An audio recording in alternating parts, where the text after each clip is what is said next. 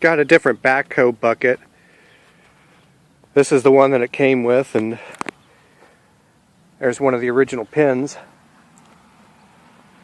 This guy had bushings that were quite a bit too large. This is one of the original bushings. So now I'm turning down bushings the size that I need. So the upper ones are about 1 3/4 inches. Those ones are about 2 inches.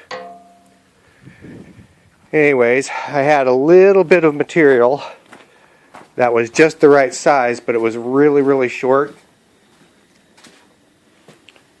So what I had to do is weld it to another piece of stock so I could chuck it up in my lathe.